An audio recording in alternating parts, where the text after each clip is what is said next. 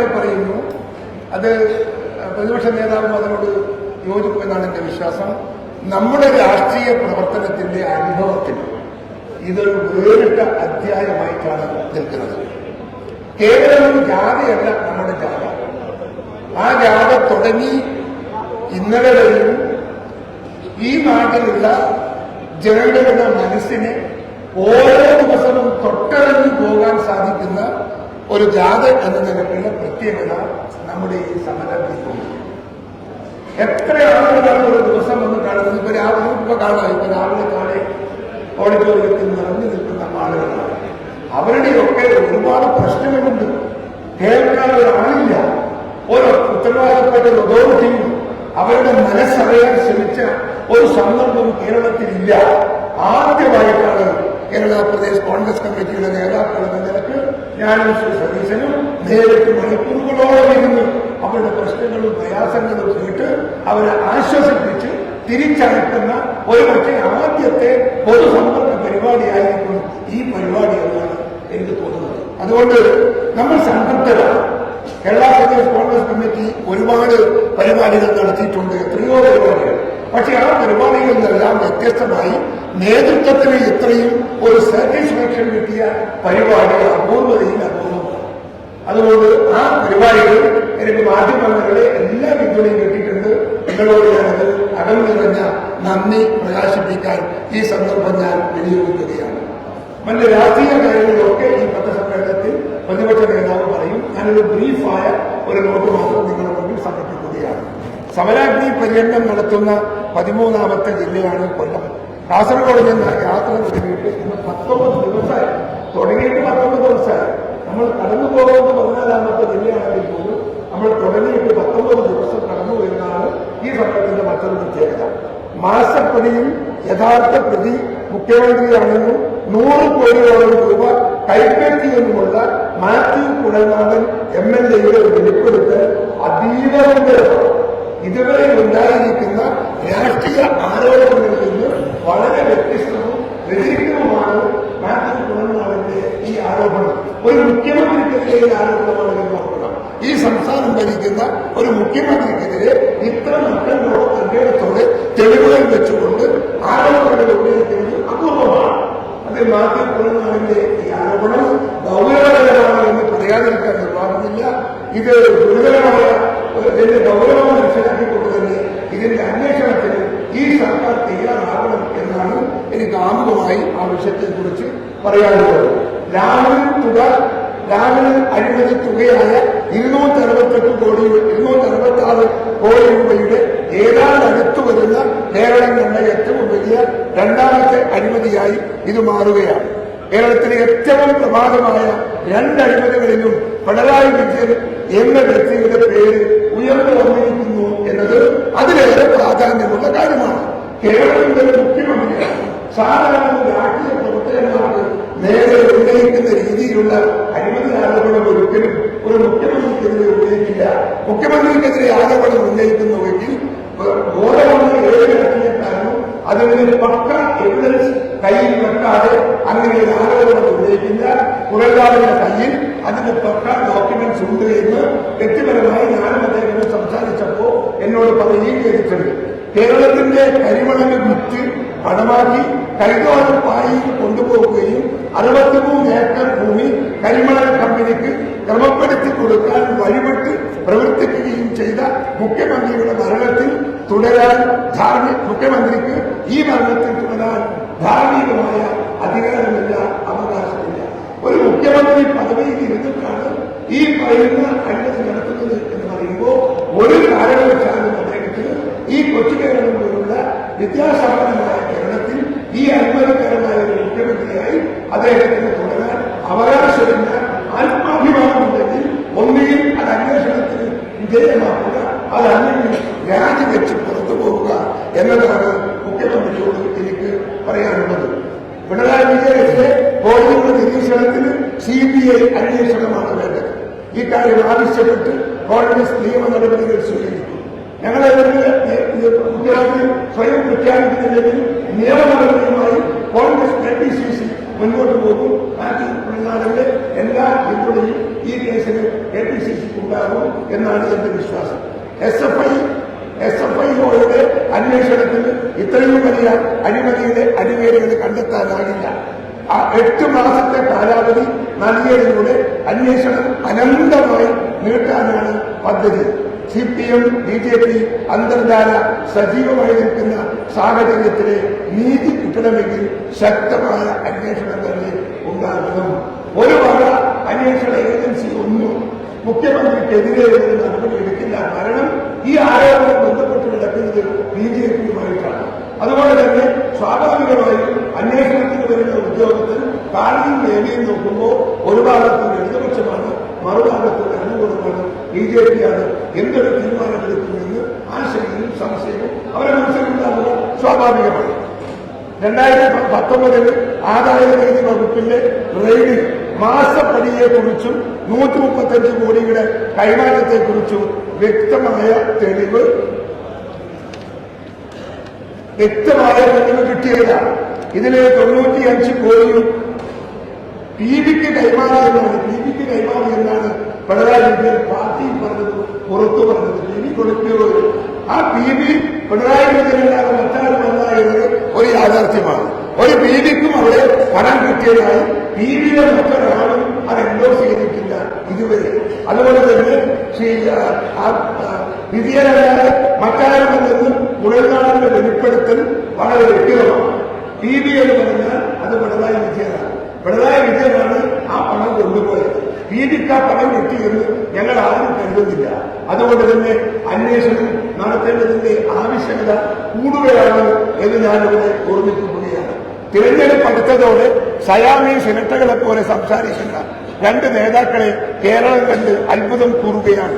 മുഖ്യമന്ത്രി പിണറായി വിജയനും BJP president K. സുരേന്ദ്രനുമാണ്. എന്തൊരു ഐക്യമാണ് അവർ! എല്ലാ കാര്യത്തിലും അവരിപ്പോ ഐക്യപ്പെട്ടു പോകുകയാണ്.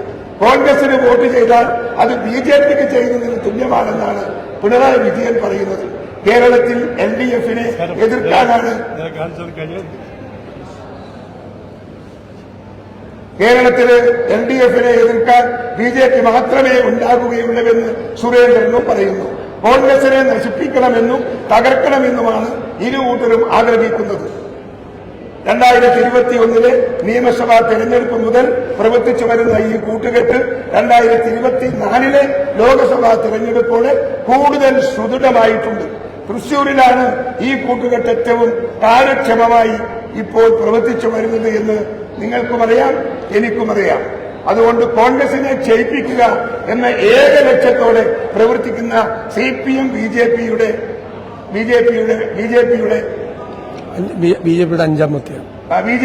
അഞ്ചാം പത്തിയാണ് എന്ന് പറയാതിരിക്കാൻ നിർവാഹമില്ല. അതുകൊണ്ട് തന്നെ ഈ പ്രശ്നത്തിനകത്തുള്ള അന്വേഷണം സുതാര്യമായി നടത്തണം. അന്വേഷണം നടത്തുന്നില്ലെങ്കിൽ ഞങ്ങൾ നിയമപരമായി KPCC അന്വേഷണത്തിന് വേണ്ടി കോടതിയെ സമീപിക്കുമെന്ന കാര്യത്തിൽ തർക്കവുമില്ല.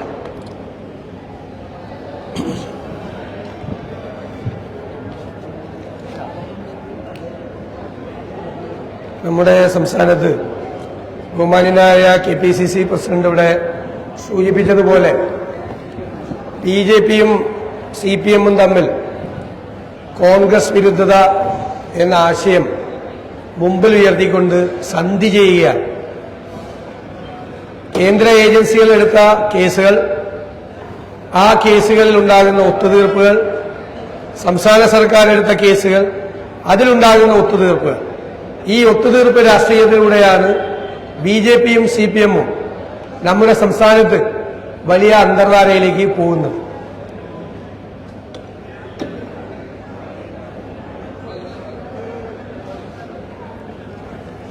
അതേ അവസരത്തിൽ സംസ്ഥാന ഗവൺമെന്റ് ജനജീവിതം കൂടുതൽ ദുസ്സഹമാക്കി മാറ്റുകയാണ്.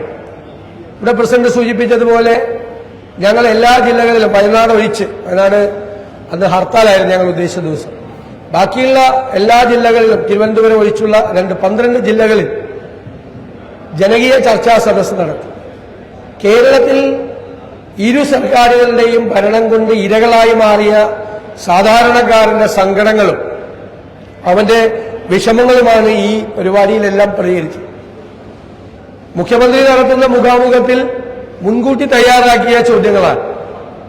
അതിന്റെ അപ്പുറമുള്ള ചോദ്യങ്ങൾ വന്നാൽ അദ്ദേഹം ക്ഷുഭിതനാകുകയും സർക്കാരിനെ ഏതെങ്കിലും രീതിയിൽ വിമർശിക്കുന്നവരോട് കയർക്കുകയും ചെയ്യുക. ഞങ്ങളെല്ലാം അവസാന ആൾ ഉന്നയിക്കുന്ന കാര്യങ്ങൾ വരെ കേട്ടിട്ടാണ് ഞങ്ങൾ പോകുന്നത്. പൊതുവായി ജനജീവിതം ദുസ്സഹമായി മാറിയിരിക്കുകയാണ്. നമ്മുടെ പരമ്പരാഗത വ്യവസായ മേഖല ഏറ്റവും വലിയ പ്രതിസന്ധിയെ നേരിടുന്നു. കശുവണ്ടി, കയർ, കൈത്തറി തുടങ്ങിയ മേഖലകളിലുള്ള ആളുകളുടെ ഏറ്റവും പരിതാപകരമായ അവസ്ഥയിലേക്ക് പോകുന്നു. നമ്മളിപ്പോൾ കൊല്ലത്ത് നിന്നാണ് നിങ്ങളോട് സംസാരിക്കുന്നത്. കൊല്ലത്ത് കശുവണ്ടിയുടെ ആസ്ഥാനമാണ്. എന്താണ് കശുവണ്ടി തൊഴിലാളികളുടെ സ്ഥിതി? ഇപ്പോൾ 8 വർഷം കൂടിയിട്ടാണ് 23% കൂലി വർദ്ധിപ്പിച്ചെന്ന് പലരും അവകാശപ്പെടുന്നു. ഉമ്മൻചാണ്ടി സർക്കാർ ഇരിക്കുമ്പോൾ ശ്രീ ഷിബു ബേബി ജോൺ തൊഴിൽ വകുപ്പ് മന്ത്രിയായിരിക്കുന്ന സമയത്ത് 5 കൊല്ലത്തിനുള്ളിൽ 2 പ്രാവശ്യമാണ് അവരുടെ വേതനം പുതുക്കി നിശ്ചയിച്ചത്. 8 കൊല്ലത്തിനിടയിൽ ഇപ്പോൾ 1 പ്രാവശ്യമാണ് നിശ്ചയിച്ചത്. ആ 1 പ്രാവശ്യം നിശ്ചയിച്ചെങ്കിലും ആ വേതനം കൊടുക്കാൻ കഴിയാത്ത സ്ഥിതിയാണ്. കാരണം തൊഴിൽശാലകളെല്ലാം കൂട്ടിക്കിടക്കുകയാണ്. 840ഓളം സ്ഥാപനങ്ങളുള്ളിൽ ഏകദേശം 800ഓളം തൊഴിൽ സ്ഥാപനങ്ങൾ കൂട്ടിക്കിടക്കുകയാണ്. തൊഴിലാളികൾക്ക് തൊഴിൽ കൊടുക്കാൻ കഴിയുന്നില്ല. സർക്കാരിന്റെ ഏജൻസിയായ കാപെക്സും കാഷ്യൂ കോർപ്പറേഷനും 10,000-ൽ താഴെ തൊഴിലാളികൾക്കാണ് തൊഴിൽ കൊടുക്കുന്നത്. ബാക്കിയുള്ള സ്വകാര്യ സംരംഭങ്ങൾ മുഴുവൻ തന്നെ ഏകദേശം എല്ലാം കൂട്ടിക്കിടക്കുകയാണ്. അപ്പോൾ രൂക്ഷമായ സാമ്പത്തിക പ്രതിസന്ധിയിലൂടെ ദുരിതത്തിലൂടെയാണ് തൊഴിലാളികൾ പോകുന്നത്. ഇതേ ശരിയാണ് കയറിന്റെ കാര്യത്തിലും കൈത്തറിയുടെ കാര്യത്തിലുള്ളത്. സാമൂഹ്യ സുരക്ഷാ പെൻഷൻ കിട്ടാതെ ആളുകൾ പ്രയാസപ്പെടുന്നു. മരുന്ന് മേടിക്കാൻ പോലും പണമില്ലാതെ. ഇവര് 2 പ്രാവശ്യം വൈദ്യുതി ചാർജ് കൂട്ടി, വെള്ളക്കരം കൂട്ടി, കെട്ടിട നികുതി കൂട്ടി, എല്ലാ സേവന നികുതികളും വർദ്ധിപ്പിച്ചു. ഇപ്പൊ മാവേലി സ്റ്റോറിലെ വില കൂടി, നിത്യോപയോഗ സാധനങ്ങളുടെ വില കൂടി 50% വർദ്ധിപ്പിച്ചു. കേരളത്തിൽ സമീപകാലത്തൊന്നും ജനങ്ങൾ ഇതുപോലുള്ളൊരു പ്രതിസന്ധിയെ നേരിട്ടിട്ടില്ല. ഞാൻ പറഞ്ഞതുപോലെ ജപ്തി നടപടികൾ നേരിടുകയാണ്. കിടപ്പാടങ്ങളും കൃഷിയിടങ്ങളും ജപ്തി ചെയ്യപ്പെടുകയാണ്. ആശുപത്രിയിൽ മരുന്നില്ല. അപ്പോൾ കേന്ദ്ര സർക്കാരിനെതിരായി അവരുടെ വർഗീയതയ്ക്കും അവരുടെ ഫാസിസത്തിനുമെതിരായിട്ടുള്ള പോരാട്ടം UDF നടത്തുമ്പോൾ തന്നെ അതോടൊപ്പം ഈ സംസ്ഥാന ഗവൺമെന്റ് ജനങ്ങളുടെ തലയിൽ കെട്ടിവെച്ച ഈ കെടുതികൾക്കെതിരായിട്ടുള്ള പോരാട്ടവും ഞങ്ങൾ ഒരേപോലെ തന്നെ മുമ്പോട്ട് കൊണ്ടുപോകും. ശ്രീ NK പ്രേമചന്ദ്രൻ UDF സ്ഥാനാർത്ഥിയായി നമ്മുടെ കൊല്ലത്ത് മത്സരിക്കുമ്പോൾ അദ്ദേഹത്തിന്റെ വിജയം കഴിഞ്ഞ പ്രാവശ്യത്തേക്കാൾ ഉജ്ജ്വലമാക്കി മാറ്റുന്നതിന് വേണ്ടി കോൺഗ്രസ് പ്രവർത്തകർ കയ്യും മെയ്യും മറന്നു അതിനുവേണ്ടി രംഗത്തിറങ്ങും. ശ്രീ NK പ്രേമചന്ദ്രൻ UDFന്, കോൺഗ്രസിന് എല്ലാവർക്കും അഭിമാനമുയർത്തുന്ന ഞങ്ങളുടെ പ്രിയപ്പെട്ട ഒരു സ്ഥാനാർത്ഥി കൂടിയാണ്.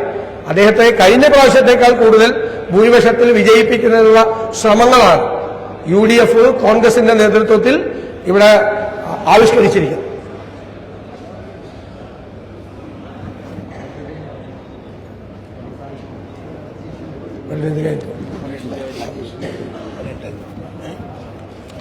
ഒരു വാർത്ത നിങ്ങൾക്ക് തരാനുണ്ട്. വയനാട്ടിലെ ഈ ആന കൊത്തിക്കൊണ്ട മാനന്തവാടിയിൽ കർണാടകയിൽ നിന്നുള്ള കാട്ടാന ആക്രമിച്ച് മരിച്ച അജീഷിന്റെ കുടുംബത്തിന് 15 ലക്ഷം രൂപ കർണാടക സർക്കാർ പ്രഖ്യാപിച്ചു. കർണാടകയിൽ BJP അത് കടുത്ത വിഭാഗീയതക്കും പ്രാദേശികവാദത്തിനും ഉപയോഗിച്ച് ഈ കുടുംബാംഗങ്ങളുടെ മനസ്സ് മുറുകിക്കേറ്റിരിക്കുന്നു. മനം കൊണ്ട് അജീഷിന്റെ കുടുംബം ആ പണം വേണ്ടെന്ന് പറഞ്ഞിരിക്കുകയാണ്. ഈ പശ്ചാത്തലത്തിൽ ആ കുടുംബത്തിന് പ്രസ്തുത 15 ലക്ഷം നൽകണമെന്ന രാഹുൽ ഗാന്ധിയുടെയും PC വേണുഗോപാലിന്റെയും നിർദ്ദേശം ഞങ്ങൾ നിർവഹിക്കും. ആ കുടുംബത്തെ ഞങ്ങൾ ചേർത്ത് നിർത്തും. BJPയുടെ ഹീനവും മനുഷ്യത്വരഹിത നടപടിയുമാണ് എന്ന് പറയാതിരിക്കാൻ നിർവാഹമില്ല. ഒരു പാവപ്പെട്ട കുടുംബമാണ്. അജീഷിൻ്റെത് മാത്രമാണ് ആ കുടുംബത്തിലെ വരുമാനം. ഞാൻ വീട്ടിൽ പോയതാണ്. അജീഷ് ഇല്ലാത്തൊരു കുടുംബത്തിന് വരുമാനമില്ല. മക്കളും ഭാര്യയും അമ്മയും ഒക്കെ ഉണ്ട് അവിടെ. അപ്പൊ അവരെ ഒരു സഹായിക്കാൻ 15 ലക്ഷം രൂപ കൊടുത്തതിനെയാണ് BJP വിമർശിച്ചിരിക്കുന്നത്. ഒരു മനുഷ്യത്വമുള്ള ഒരു പാർട്ടിയും രാഷ്ട്രീയ പ്രസ്ഥാനം അത് ചെയ്യില്ല. അവരുടെ മനുഷ്യത്വരഹിതമായ നടപടിയിൽ കടുത്ത പ്രതിഷേധം കേരള പ്രദേശ് കോൺഗ്രസ് കമ്മിറ്റി രേഖപ്പെടുത്തുകയും ചെയ്തു.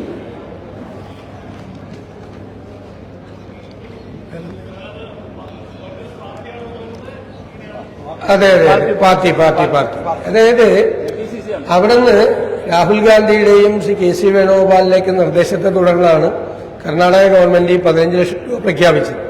പക്ഷെ അത് ആ സംസ്ഥാനത്ത് കൊടുക്കേണ്ട തുക മറ്റൊരു സംസ്ഥാനത്ത് കൊടുക്കുന്നു എന്ന് പറഞ്ഞ് BJP നിയമസഭയ്ക്കകത്തും പുറത്തും വലിയ പ്രശ്നങ്ങൾ ഉണ്ടാക്കി സർക്കാരിനെ പ്രതിക്കൂട്ടിൽ നിർത്താൻ ശ്രമിച്ചത്. അത് അറിഞ്ഞതിനെ തുടർന്ന് അജീഷിന്റെ കുടുംബം ആ പണം ഞങ്ങൾക്ക് വേണ്ടെന്ന് പറഞ്ഞിരിക്കുകയാണ്. ആ സാഹചര്യത്തിൽ KPCC ആ പണം കൊടുത്ത ആ കുടുംബത്തെ ചേർത്ത് നിർത്തും.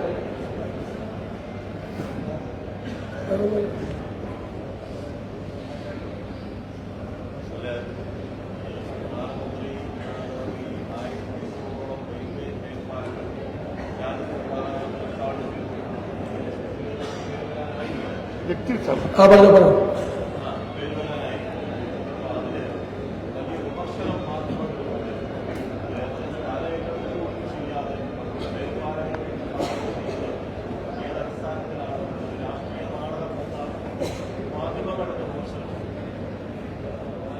അല്ല, അത് രണ്ട് രീതിയിലുണ്ട്.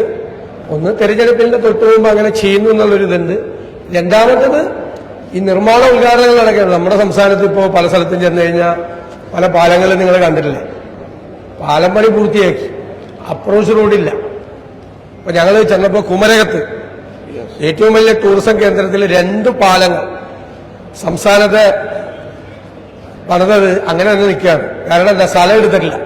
അപ്പൊ എപ്പോഴും സ്ഥലം എടുത്തിട്ട് പാലം പണിയുന്നതാണ് ഏറ്റവും നല്ലത്. അല്ലാതെയും സംസ്ഥാന സർക്കാരും കേന്ദ്ര സർക്കാരും ഒക്കെ ഈ കാര്യത്തിൽ ചെയ്യാറുണ്ട്. ആ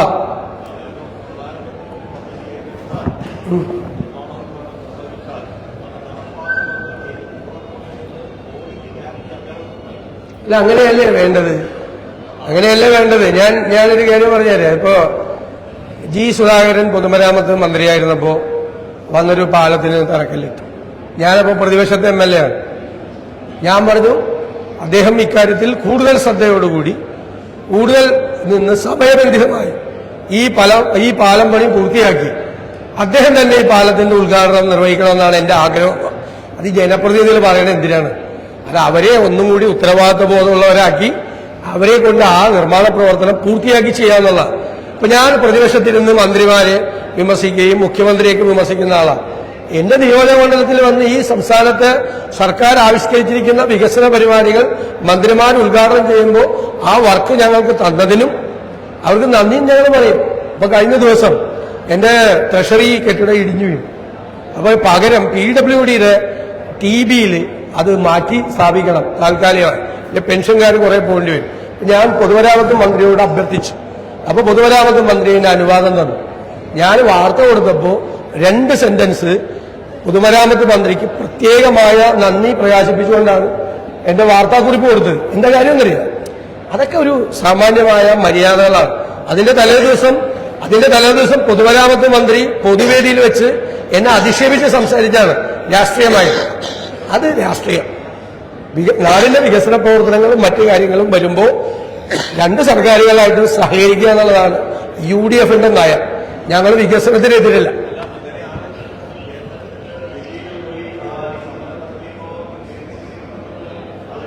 അത് ഇതുമായിട്ടൊന്നും യാതൊരു ബന്ധമുള്ള കാര്യങ്ങളല്ല. താങ്കൾ പരസ്പര വിരുദ്ധമായ കാര്യങ്ങളാണ് ചോദിക്കുന്നത്. ആദ്യത്തെ ചോദ്യത്തിന് ഞാൻ കൃത്യമായി മറുപടി പറഞ്ഞു. രണ്ടാമത്തെ ചോദ്യം ഇതുമായി ബന്ധപ്പെടാത്ത വേറെ വിഷയത്തിലാണ്. വേറെ എന്തെങ്കിലും ഉണ്ടോ ചോദിക്കുക?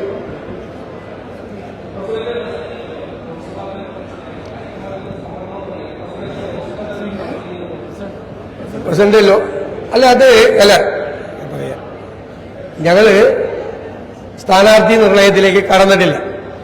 ഇന്നു മുതൽ അത് ആരംഭിക്കണമെന്നാണ് കരുതിയത്. അപ്പൊ ഇന്ന് ഞങ്ങളുടെ ചാർജുള്ള ജനറൽ സെക്രട്ടറിക്ക്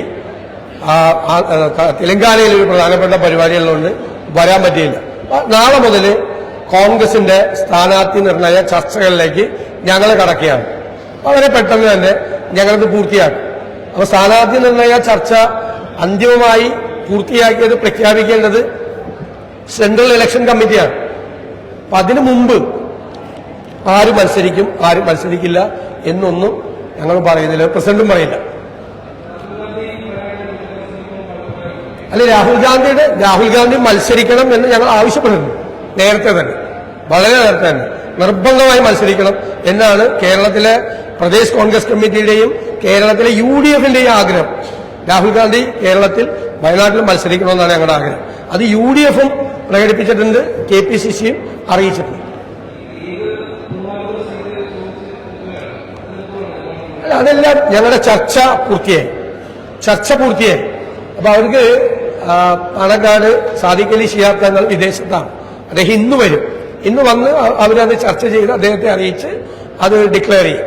ഞങ്ങൾ ചർച്ചയുടെ വിശദാംശങ്ങൾ അഖിലേന്ത്യാ കോൺഗ്രസ് കമ്മിറ്റിയെ ഞങ്ങൾ അറിയിച്ചിട്ടുണ്ട്. അപ്പൊ അവരുടെ അപ്രൂവൽ കിട്ടിക്കഴിഞ്ഞാൽ ഞങ്ങളും ഡിക്ലെയർ ചെയ്യും. ചർച്ച പൂർത്തിയായി, പൂർത്തിയാക്കി.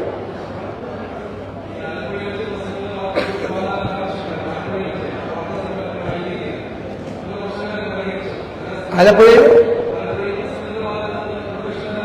അത് ഞാൻ തന്നെ അവിടെ പൊതുസമ്മേളനം നടത്തി കാര്യം പറഞ്ഞില്ലേ, എനിക്ക് ഒരു പരാതിയില്ലാന്ന് പറഞ്ഞില്ലേ.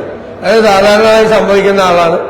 അദ്ദേഹം ഞാൻ വൈകി വന്നപ്പോ അദ്ദേഹം ശുഭിതനായതാണ്. ശുഭിതനാകാനുള്ള സ്വാതന്ത്ര്യം ഇപ്പോഴും ഉണ്ട്. അതിപ്പോഴും അദ്ദേഹം ഇതാവും. അതിനുള്ള സ്വാതന്ത്ര്യം അദ്ദേഹത്തിനുണ്ടെന്ന് ഞാൻ പറഞ്ഞു. ആ ചാപ്റ്റർ ക്ലോസ് ചെയ്തേ, ഇനി അത് വേണ്ട ഓപ്പൺ ചെയ്യാൻ.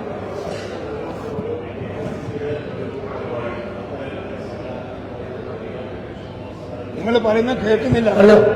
U are not hearing.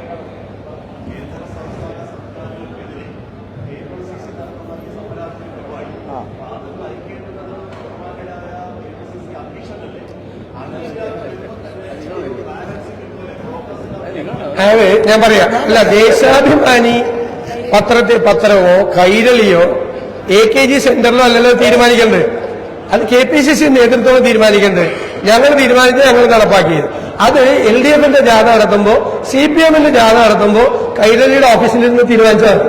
കൈരളിയുടെ ഓഫീസിൽ കേട്ടോ. ഈ കാര്യം തീരുമാനിക്കേണ്ടത് ഞങ്ങളാണ്. അത് അവിടെ തീരുമാനിച്ചാൽ മതി. KPCC പ്രസിഡന്റും പറഞ്ഞതിലേക്ക്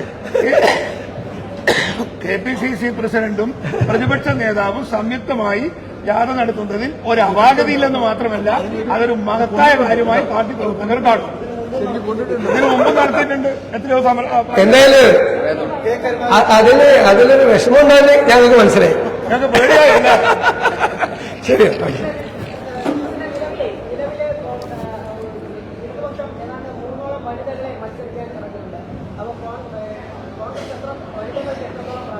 അല്ല, അതൊക്കെ സ്ഥാനാർത്ഥി ലിസ്റ്റ് പുറത്തു വരുമ്പോ നമുക്ക് നോക്കാം. ഇപ്പൊ ഞങ്ങൾ പറയണ എങ്ങനെ എത്ര വനിതയുണ്ടെന്നൊക്കെ. അതിന് ഒരു അതോറിറ്റി ഉണ്ട്, കൺസേൺഡ് ആയിട്ടുള്ള അതോറിറ്റി ഉണ്ട്. അവരാണ് ചർച്ച ചെയ്ത് തീരുമാനിക്കണം. അവരുടെ ഒരു പ്രോസസ് ഉണ്ട്. അതിന് മുമ്പാകെ നമ്മള് ഇത്ര വനിതയുണ്ടാവും, ഇത്ര ചെറുപ്പക്കാരുണ്ടാവും എന്നൊക്കെ നമ്മൾ പറയുന്നതിന് അനൗചിത്യം ഉണ്ട്. അതുകൊണ്ടാണ്